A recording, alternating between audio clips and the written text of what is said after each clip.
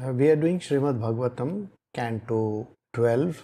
This is the last canto, chapter 9. Last time we had completed chapter 8, that was about Sri Markandeya Rishi, how he was able to do prayers to Nar Narayan. Chapter 9 is about Markandeya Rishi sees the illusory potency of the Lord.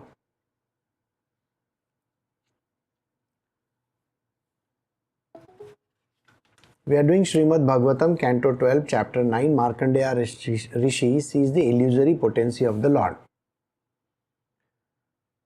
Sutta Goswami said, the Supreme Lord Narayana, the friend of Nara, was satisfied by the proper glorification offered by the intelligent sage Markandeya. Thus the Lord addressed the excellent descendant of Bhrigu. Continuing from the last chapter, here he is talking about when Nar Narayan comes and stands in front of Markandeya Rishi, he has been saying prayers to them, and thus they are very much happy with him. The Supreme Personality of Godhead said, my dear Markandeya, you are indeed the best of all learned Brahmanas. You have perfected your life by practicing fixed meditation upon the Supreme Soul, as well as by focusing upon me, your undeviating devotional service, your austerities, your study of the Vedas, and your strict adherence to regulative principles. We are perfectly satisfied with your practice of lifelong celibacy. Please choose whatever benediction you desire. Since I can grant your wish, may you enjoy all good fortune. Now Markandeya Rishi, after he has said the prayers to the Supreme Personality of Godhead, that is in the form of Nar and Narayan, the Lord says to him that, you see, he has practiced fixed meditation upon the Supreme Soul. We have been discussing about practicing meditation on the Lord. What exactly does it mean? We have discussed this earlier also, and today also we are saying the same thing. Meditating on the Supreme Personality of Godhead means meditating on the self. You go in a deep meditative state and you forget about the body. The body is not important. Body is just a vehicle. And then you only look at your own inner being. So you open all the doors inside and you see inside your own being. The Divine Lord sits over there and you meditate on this Lord.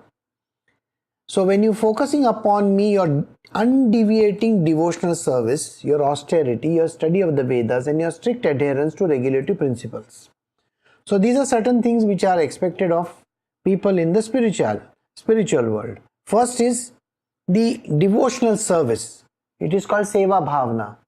Seva Bhavana is all about doing service to mankind, service to the people around you, thinking of everybody as God. And God is in everything, and you look at that God in everything, and then you are supposed to do service unto Him. So this is most important. Second is austerities. We have to be austere. You cannot have 100 different things going around you, and I want this, I want that. No, austerity means simplicity, absolute simplicity. You are supposed to be as simple as possible. Okay, then study of the Vedas. It's very important to study the scriptures. Scriptures are important so that we can grow in our world. And strict adherence to regulative principles. This is called the religious principles. As a simple religious principle would be getting up in the morning. Do you know how difficult it is to get up in the morning for normal human beings? So we have to train ourselves to get up. And training is very, very important. That is why we say sadhana is important. Sadhana is important. Today you may put your cell phone and say, okay, wake me up at 4 o'clock, then 5 o'clock, then 6 o'clock. I mean, you cannot put 20 alarms and then say that I want to wake up at a particular hour. No, you put one alarm if you want to and wake up at that hour. Okay, and don't put a snooze button on that. Okay, this is more important. Don't press the snooze button. If you go on snooze, then you will never be able to fulfill this particular principle that you are supposed to follow. Secondly, we have to be very good in our food habits.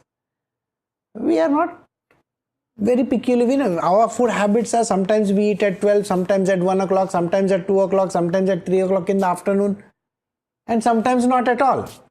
And then we say, okay, today morning's meal I'll have in the evening. That is not a done thing. You have to take your meals in a regular way. This is very, very important. If you do not, then are certain things in this world which are going to go haywire. So it is better to regulate everything. Now these are certain principles that we need to follow. The principles for sleeping, getting up, doing your prayers, going to work, all these are principles, and religion teaches us about different kinds of principles. Okay? Now we may say religion is not important to us, spirituality is important to me. But spirituality will tell you to reach the spirit. But religion will teach you how to get disciplined. Discipline is important in life, isn't it?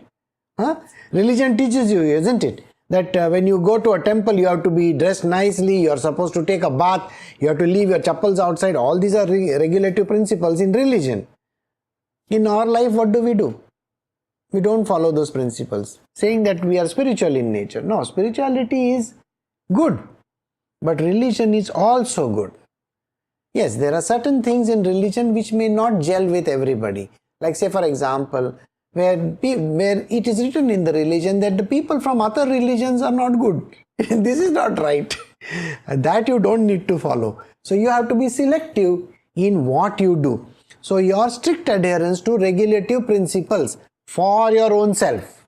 Okay? That is important.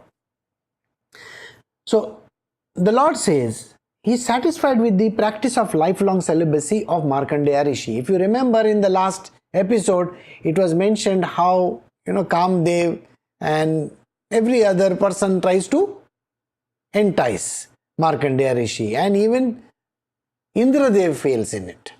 So going ahead, he shows lifelong celibacy. So the Lord is very happy with it. So he says, you can ask me anything. The sage said, O Lord of Lords, all glory to you. O Lord Achyuta, you remove all distress of the devotees who surrender unto you, that you have allowed me to see you in all the benediction I want. Such demigods as Lord Brahma achieved their exalted position simply by seeing your beautiful lotus feet after their minds had become mature in yoga practice. And now, my Lord, you have personally appeared before me. Now, Markandeya Rishi starts talking to the Lord. It is Nar Narayan, they are there in front of Markandeya Rishi. So Markandeya Rishi is telling them, I am very happy to see you. How many people are happy to see the Lord? First and foremost, you don't see the Lord. I mean, think about it. Ask anybody, have they seen God? The answer is no. And the question is, what is God actually? And this is the answer which we are going to get through this particular chapter. So listen to it carefully. So first, there is this Nar Narayan right in front of Markandeya Rishi. And Markandeya Rishi is bowing down to Nar Narayan and expressing his gratitude for being there. So most important is gratitude, isn't it? Very, very important thing is to thank the Lord. But we don't want to thank the Lord. We just want to ask him for things. We say, I want this, I want that. No, we need to first thank the Lord for giving us this particular life. We are there in this world because he has put us over here. Then, to be always surrendered at his lotus feet. What it means is, yesterday I was asked what it means to be surrendered at the lotus feet. See, everybody has a different approach towards the Lord, even to your Guru. The approach is like this. Some people bow down at the feet of the Guru. Some people will bow down at the knees level. Why? Because they cannot bend down, maybe. Okay. So, there are some people who will then pray only to the heart level. Some people will look into the eyes. What is all this? All these different levels, what are they actually? Even some people will say, they will sit at the feet and they will say, expect, the hand to be put on top of their head. These are different levels of worship, depending on where you want your worship to be. So some people worship in the heart, some people worship at the feet. Those who worship at the feet have the bhavana of seva. Those who worship at the heart do not talk about seva at all. They talk in terms of love.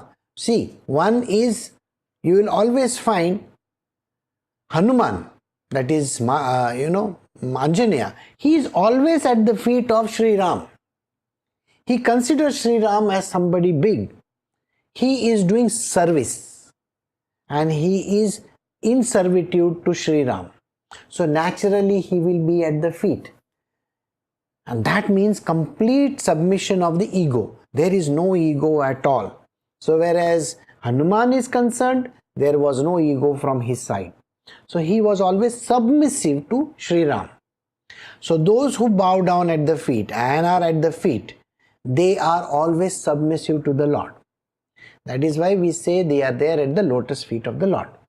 Those who do not think like that, those who believe, I am equal to the Lord, the equality is there. These people believe and pray to the heart. At the level of the heart, they will not bow down. They think it is below their dignity to bow down because they cannot be of service to the God. They can think of you and me are the same. It is written in the Vedas, I and you are one and the same. Okay, there is no difference. So they have a little ego. And yet they are bowing down to the heart. So they can say that it is all about love. Now it is about equality. People think in terms of equality where bowing down at the heart level is concerned. Then there are those who will only look in the eye. These are Jnana Yogis. Jnana Yogis will look in the eye and they will be thinking that I am equal to God or I am better than Him. Why? Because I am the devotee also, as well as I know the Vedas and the Shastras better. Because I am there, the whole world prays to the Lord. Okay? This is how they are. These are the priests, those kind of people, those who believe that they know too much of Vedas and the Shastras. They are by-hearted literally the Bhagavad Gita, Bhagavatams and whatnot. So such kind of people look in the eye. You will find them, waving those beautiful, artis at the top, not at the bottom. They don't go below. So they are like that. So here Markandeya Rishi is simply seeing the lotus feet, and after their minds have become mature in yoga practice. So when the mind has completely become submissive to the Lord, then you bow down to the Lord and touch the feet. So that means you are bowing down in supplication. O lotus-eyed Lord, O crest jewel of the renowned personalities, although I am satisfied simply by seeing you, I do wish to see your illusory potency, by whose influence the entire world together with its ruling demigods consider reality to be materially variegated. Now, this is a very dangerous thing for anybody to do. Never ever tell the Lord, I want to see your Maya. You see, Maya is very dangerous. You have to understand this. Now, Markandeya Rishi is asking the Lord for something which is terrible in nature. So, Markandeya Rishi says, see, now I have seen you. Can I see your Maya also? Sutta Goswami said, O wise Shaunaka, thus satisfied by Markandeya's praise and worship, the Supreme Personality of Godhead smilingly replied, so be it, and then departed from his hermitage to Badrika Ashrama. So the Lord is also very, it's like, "Aa bail mujhe maar," you are telling the bull, you come and hit me, come on, When you go for the bullfights, what do? You show the red thing in front so that the bull comes and hits you. Here, Markandeya Rishi is telling the Lord, say, can you please show me your Maya? And the Lord smiles at him and says, okay, so you want to see my Maya? So be it. Tathastu. You see, first and foremost, we should always speak well. Okay? Don't ask God for impossible things. What are the impossible things? The impossible things are sometimes in life. I will give some examples. Sometimes in life what we do is, there is somebody dying. There is somebody at the deathbed. Okay? That person is supposed to die. Alright? It's an example. And you come to the Lord and you say, Lord, can you please save my father, mother, brother, grandfather, whoever it might be. Now the Lord in His benevolence says Tathastu. And when the Tathastu happens, the person is saved. Now, are you ready for Maya darlings Prakop after that? What is going to happen after that can never be understood. You have gone and saved a person who was supposed to die by asking a boon from God. Do you know, if the person is alive for the next 2 years, 3 years, 5 years, 10 years, 20 years, 30 years, your life is going to be miserable and the people around are also going to be miserable.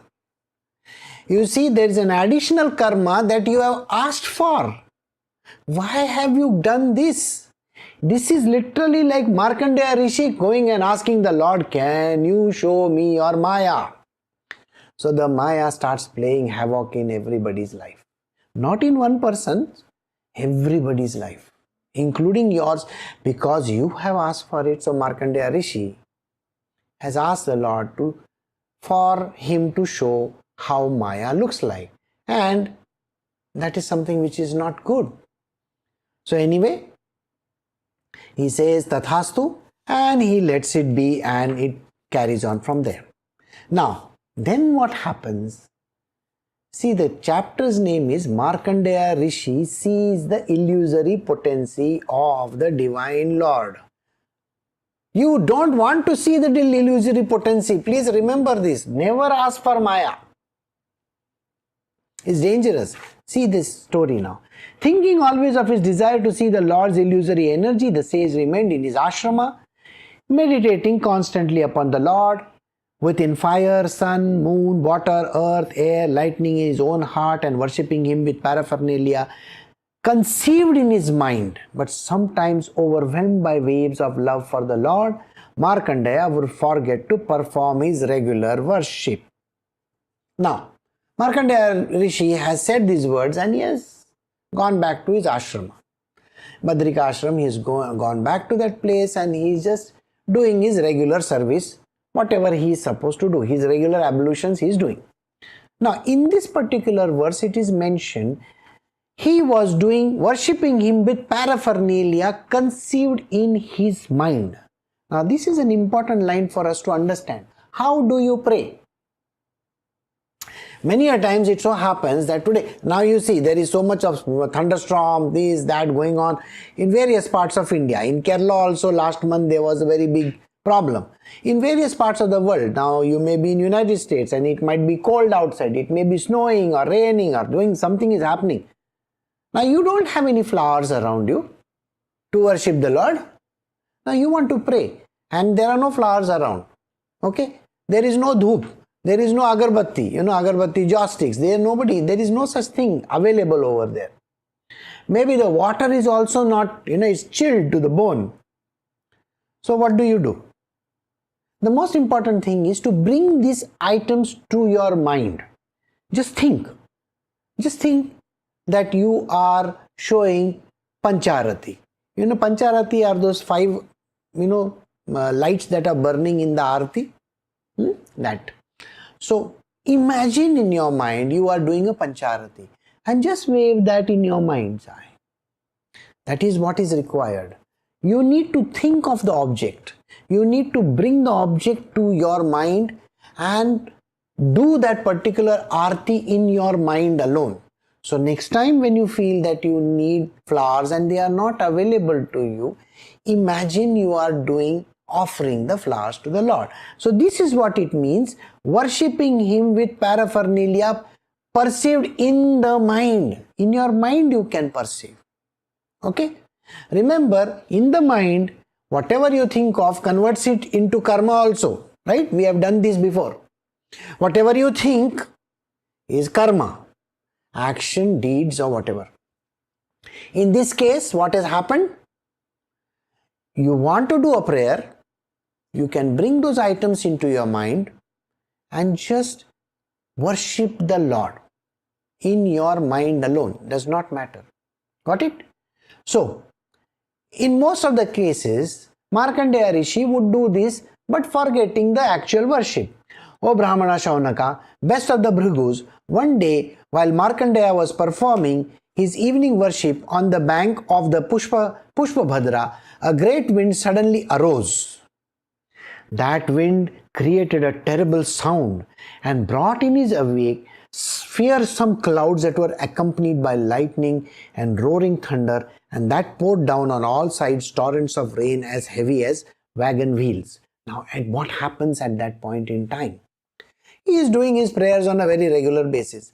Suddenly one day, Markandeya Rishi, while he is performing his worship, he was sitting on this particular bank of the Pushpabhadra river. It's a Ganga river, okay, one of the tributaries of Ganga, when suddenly a wind comes over there and it creates terrible sounds, and then it brings clouds, lightning, roar, thunder, so on and so forth, and rain thereafter. Then the four great oceans appeared on all sides, swallowing up the surface of the earth with the wind-tossed waves. In these oceans were terrible sea monsters, fearful whirlpools, and ominous rumbling. Now, you are going to wonder, how does this work? Think about it. Just now I was talking about a river, Pushpabhadra river, and here we are talking about four oceans coming up together. Where did this happen suddenly? Remember, it is nothing but the potency of the Lord called Maya. Maya can create anything. Where there is nothing, she can create anything. So what happens, Markandeya Rishi, when he is doing his prayers, suddenly he can see the four oceans coming together, rising waves and fearful, terrible sea monsters, fearful whirlpools, and ominous rumblings. The sage saw all the inhabitants of the universe, including himself, tormented within and without by harsh winds. The bolts of lightning and the great waves rising beyond the sky, the whole earth flooded, he grew perplexed and fearful. Now Markandeya Rishi is seeing all this happening to him. So right in front of him, the four oceans have gathered and they are rising, and there are sea monsters and things like that, and the inhabitants of the universe, including himself, is tormented. Naturally, when you have floods and so on and so forth, during tsunami, what happens? The entire place is destroyed. Currently, there was a problem in Indonesia where not only the oceans rose, but there was thunderstorm, rain, squalls, you name it, and on top of it, earthquake. And then the volcano burst. Three things happening at one time. Do you know how bad it is? Thousands of lives were lost in Indonesia just recently. Okay, just maybe a week back or so. And that was terrible. Now just see, he saw, everybody is tormented within and without by the harsh winds, bolts of lightning, great waves beyond the sky, the whole earth flooded. He grew perplexed and fearful. Even as Markandeya looked on, the rain pouring down from the clouds filled the ocean more and more until the great sea, its waters violently whipped into terrifying waves of hurricanes, covered up all the earth's islands, mountains, and continents. The water inundated the earth, outer space, heaven, the celestial region. Indeed, the entire expanse of the universe was flooded in all directions. And out of all these inhabitants, only Markandeya remained. His matted hair scattered, the great sage wandered about alone in the water as if dumb and blind. Now, in front of Markandeya Rishi, all the oceans have gathered, everything is destroyed, the world around him has completely come to an end. He is the only person alive over there. And he is wading through the waters and walking over there, tormented by hunger and thirst, attacked by monstrous makaras and timingala fish, and battered by the wind and waves. He moved aimlessly through the infinite darkness into which he had fallen, and he grew increasingly exhausted. He lost all sense of direction and could not tell the sky from the earth.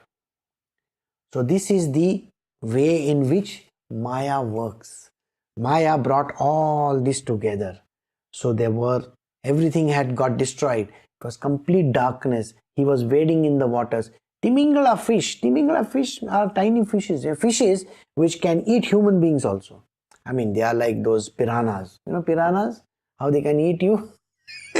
Something like that. And the makaras, different kinds of fishes and creatures of the sea, they were there, they were trying to eat him and so on and so forth. And he was exhausted.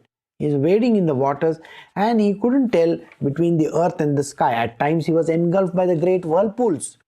Sometimes he was beaten by the mighty waves, and at other times the aquatic monsters threatened to devour him as they attacked one another. Sometimes he felt lamentation, bewilderment, misery, happiness, fear. At other times he experienced such terrible illness and pain that he himself felt like dying.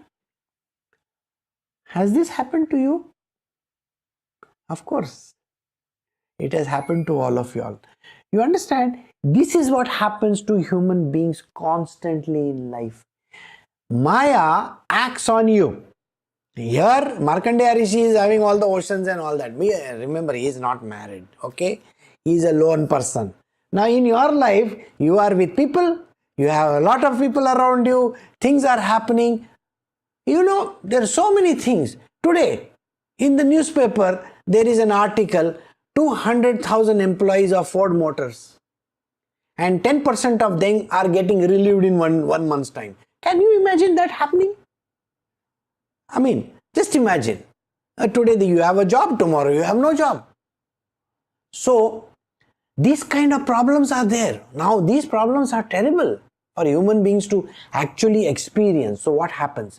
They feel lamentation, bewilderment, misery, happiness, fear. Any kind of problems can create these situations for you. And then you feel ill also after that, isn't it? You see, you are under tension, you are under pressure. Now, if you have a problem connected to somebody who is a close relative of yours, maybe there is, some requirement, there is a wedding in the family, how much of pressure you are under. You have to gather the money, you have to gather the stuff, so on and so forth. Somebody is sick and dying, how much of pressure you are under. And when you are under such kind of pressures and pains and problems, where there are money issues and things which are beyond our normal control, at that point in time, you also fall sick. It's a very easy progression. From there to sickness is very easy progression. You bring on sickness on yourself. Okay? And the sickness comes in any form, by the way.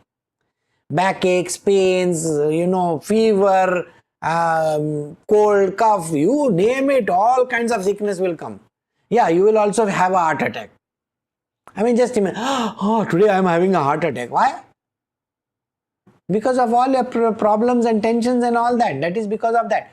Incidentally, it is discovered that the cause of all these heart attacks and all are not tension, supposedly. I mean, it is brought about by something completely different.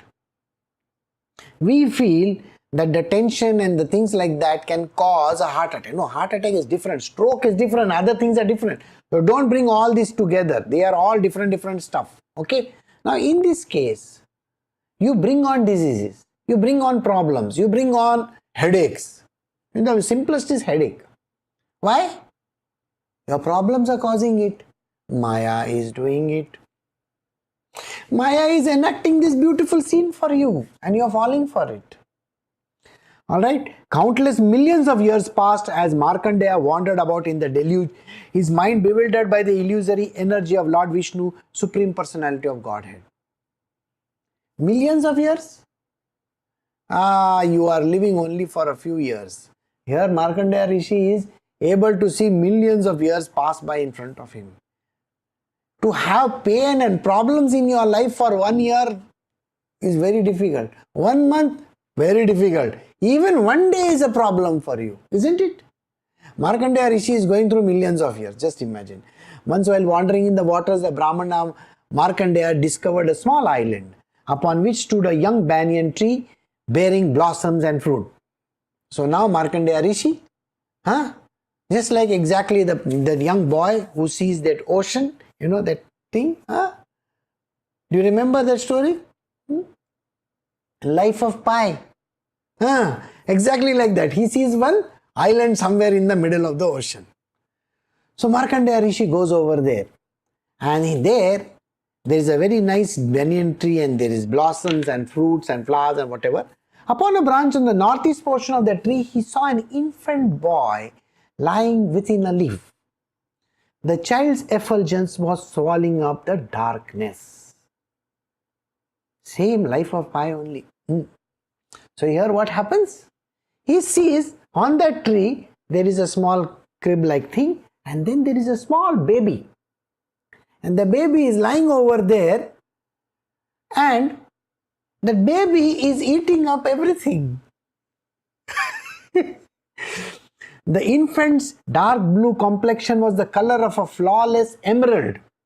His lotus face shone with the wealth of beauty, and his throat bore marks like the lines of a conch shell. He had a broad chest, a finely shaped nose, beautiful eyebrows, lovely ears that resembled pomegranate flowers, had inner folds like a conch shell's spirals. The corners of his eye were reddish like the whorls of a lotus, and the effulgence of his coral-like lips slightly reddened the nectarian, enchanting smile on his face. As he breathed, his splendid hair trembled and his deep navel became distorted by the moving folds of skin on his abdomen, which resembled a banyan leaf. The exalted Brahmana watched with amazement as the infant took hold of one of his lotus feet with his graceful fingers, placed a toe within his mouth and began to suck. Now, all those people who have gone to Kumbakonam and South India, and those who have seen those, paintings and sculptures of South India, have you seen this baby lying on a leaf with one, his foot in his mouth, and you think it is Krishna? Isn't it? It is Maya. Maya is like a small baby. You have seen all this, isn't it? Those who have actually seen the paintings, those beautiful paintings that they do, I don't know what they are called, those paintings. And we went to that place. What is that painting called? Tanjore painting. Now you seen that Tanjore painting with one small baby boy in a leaf? That is the one. It is being described over here. Markandeya Rishi is seeing this baby. Now this baby has got flawless skin.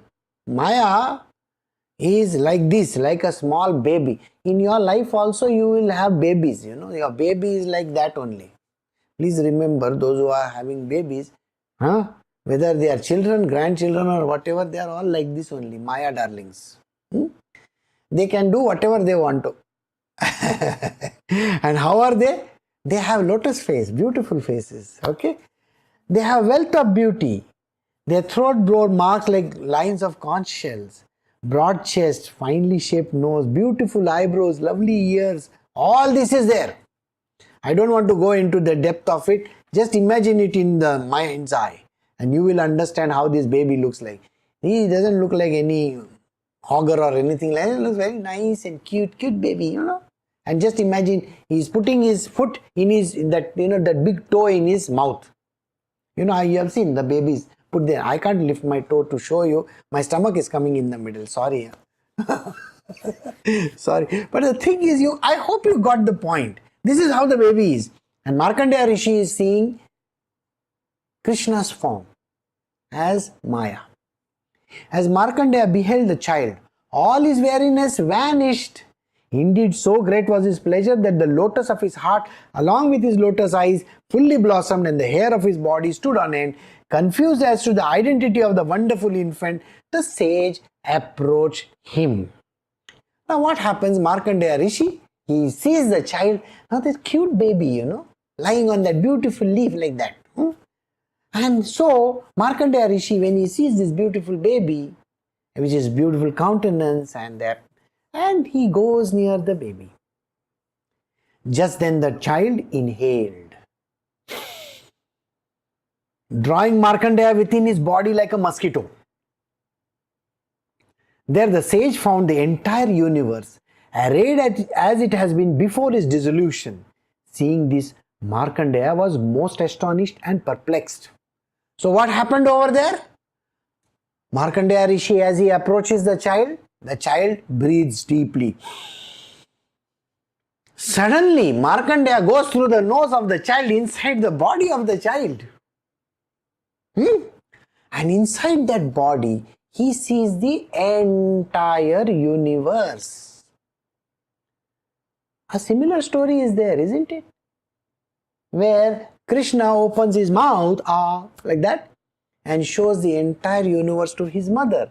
Here Markandeya Rishi gets to see the entire universe into maybe the lungs. I don't know where he has gone, but maybe it's the lungs of the Divine Lord. Seeing this, Markandeya was astonished and perplexed.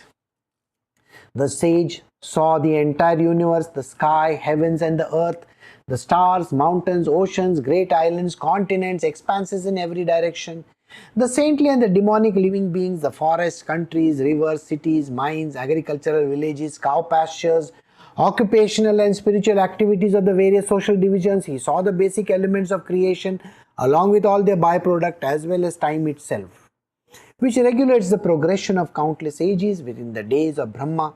In addition, he saw everything else created for use in material life. All this he saw manifested before him as if it were real. So in this body of that divine child, he sees everything that is needed over there. Rivers, this, that, so many things. I've named it. Heavens, earth, sun, moon, you name it. He saw before him the Himalaya mountain, the Pushpabhadra river. Remember, he was doing his ablutions in front of Pushpabhadra river, sitting on the banks of the river. So what does he see? He sees the Pushpabhadra river also, and his own hermitage, where he had the audience of the sage Narayan. Then as Markandeya beheld the entire universe, the infant exhaled, expelling the sage from his body and casting him back into the ocean of dissolution. So he is seeing his own self in front, doing those ablutions and praying to Narayan. And suddenly the child exhales. And when he exhales, he is brought out from this particular illusion of his. In that vast sea, he again saw the banyan tree growing on the tiny island and the infant boy lying within the leaf. The child glanced at him from the corner of his eye with a smile imbued with the nectar of love, and Markandeya took him into the heart through his eyes. Greatly agitated, the sage ran to embrace the transcendental personality of Godhead. So naturally, when the child exhales, the entire vision vanishes. He is back onto the island. Markandeya Rishi is now looking at the child, and now he realizes who the child is. And he goes near the child, wanting to take the child in his arms. At that moment, the Supreme Personality of Godhead, who is the original master of mysticism and who is hidden within everyone's heart, became invisible to the sage, just as achievements of an incompetent person can suddenly vanish. So what happens? Markandeya Rishi, when he is approaching the child vanishes and the whole vision in front of him vanishes. The example given here is an incompetent person is working in this world. So all the achievements which an incompetent person has done, they will all go in one day's time. Isn't it that instant? Exactly like that, everything disappeared. After the Lord disappeared, O Brahmana, the banyan tree, the great water, the dissolution of the universe all vanished as well. And in an instant, Markandeya Rishi found himself back in his own hermitage, just as before. So this is exactly like the same story which Narada had to go through. And by the way, you go through this on a daily basis.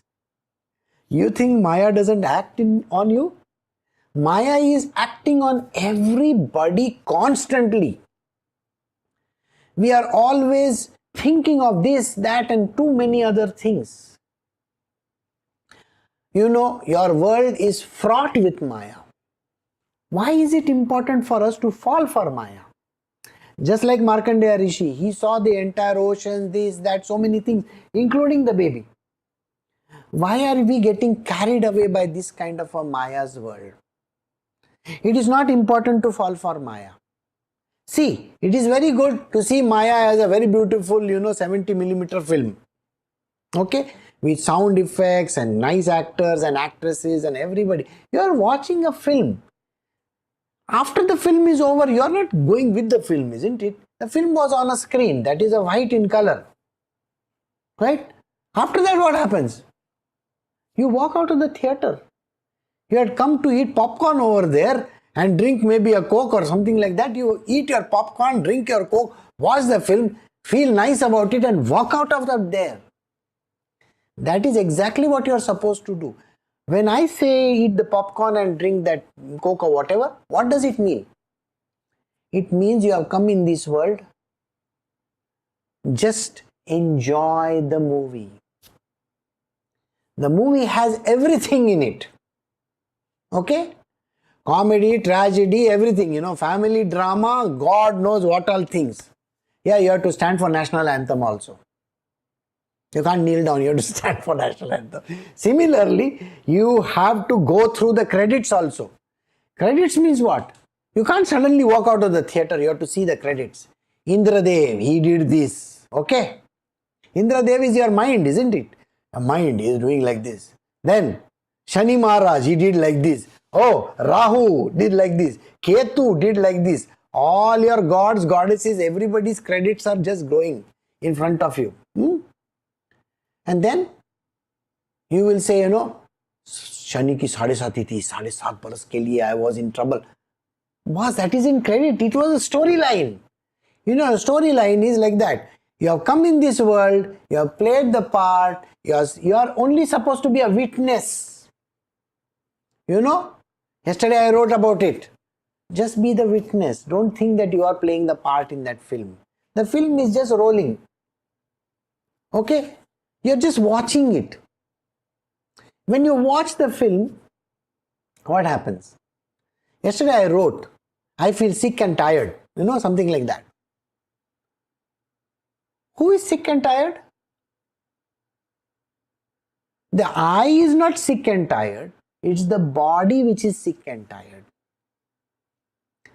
I, who is watching the body, can see the body being sick and tired. Right? Did you understand? The mind is separate, body is separate than you. You are not the mind and the body. Sorry, those are the 5 layers. 1, 2, 3, 4, 5. We have done these 5 layers. The 5 layers are different than you. You are not the 5 layers. Do not ever mistake these 5 layers. The 5 layers are going through Maya issue, isn't it? From being a child to a grown-up, having diseases, having problems, having this, having that, going through school, college, marriage, children, name it. You have seen so many deaths, you have seen so many lives, you have seen ups and downs, money coming in, going in. Now you may be at a certain age in life. What happened when you are 20? What happened when you are 15? What happened when you are 25? What happened when you are 40? Does it matter? Today, does it matter to you? It is forgotten and gone. It is gone long, long ago. Why are you dwelling on it today? You will feel the pain, isn't it? Just a few moments ago, did I not tell you, when there are no flowers to offer to the God, offer them in your mind. Did I say these words? A mind can create a flower for you. A mind can create a prayer for you. Likewise, mind can create misery for you too. Why do you want to be miserable? Why do you want to think that so many years ago I was leading a very beautiful life. Now today I am in pain. Today I have a problem. Today I am suffering so much. There is no need for you to think like that. Or you may be thinking, I was earning so much at that time. Today I am not earning anything. Well, time passes, everything goes on. This Maya's dream also goes away. Just remember, your job is to pray to the Lord alone. Just be at the feet of the Lord. Okay? When you are at the feet of the Lord, don't ask Him for Maya. Alright? Don't say, I want to see. Yesterday, I was asked, okay, there was one verse which came about and said, that Krishna Paramahansa had some students and they did not want to get married. And they wanted to live as bachelors. So they decided early in life that they don't want to get married. Well, you can decide for yourself if you want to get married or if you don't want to get married. Some people decide that they want to get married. They are free to do so. Maya darling is waiting for you. And there are some who don't want to get married. For them also Maya darling is waiting for them. You think they are not going through their trouble? Of course they will go through their trouble also. Who says they can't? Well, Kirti Suresh is hounding somebody over here. Maybe Janilia D'Souza or maybe somebody else, What? So many people are there. So everybody is troubled by something or the other.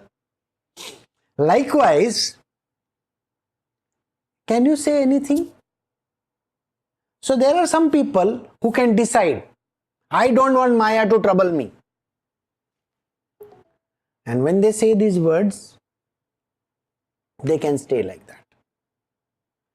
But when you want Maya to trouble you, keep the door open and then see what happens.